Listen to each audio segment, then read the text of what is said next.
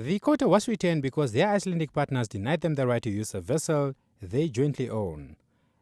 The vessel, one of the local shareholders says, was instead leased to the state-owned company Fishco, which is accused of receiving bribes from Samherji in exchange for fishing quotas in Namibia. The chairperson of Sinco Fishing, one of the partners of Samherji, Sharon Neumbo, says they were forced to return half of the 27,000 metric tons and also recorded approximately $30 million in operational losses. They only managed to catch the other half of the quota after agreements to use vessels of other companies to catch fish on their behalf. Neumbo says they received an additional 8,000 metric tons in December but remain without the vessel, and they will rely on the same modus operandi as last year to catch their quota.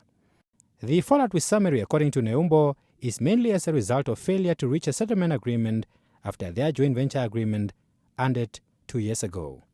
They claim Samherji removed all their local partners from the board of Actinem, a company they jointly own, in order to sell the vessel without any interference from the locals.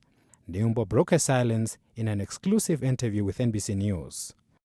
Since 2018, there was a decision made to charter the vessel to the state-owning company Fishco to exploit their quota.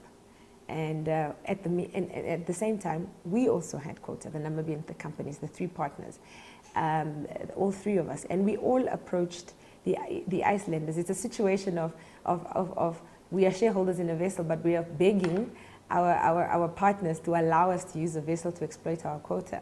According to Neumbo, Samherji wanted to sell the vessel for $244.4 million, way under its market value of $403 million. She says Samherji also wanted to pay them $17 million to acquire full ownership of the vessel. However, they rejected the deal because they invested over $180 million to pay for it when it was acquired in 2012.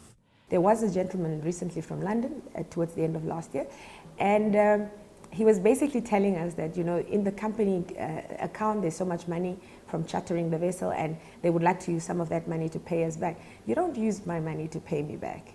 That is my money. 42% of it belongs to us, at least to the Namibian Republic. So it's a laughable situation. She also alleges that over $200 million is missing from the operational company, and records show that the funds were transferred into tax havens such as Mauritius and Dubai. She claims some of the money was used to bribe officials and companies implicated in the fish roast scandal in Namibia. Samherji, on the other hand, according to Neumbo, accuses them of greed by rejecting their offer, saying the Namibians received over $405 million in dividends since 2012. Kaipa Herekanji, NBC News, Windhoek.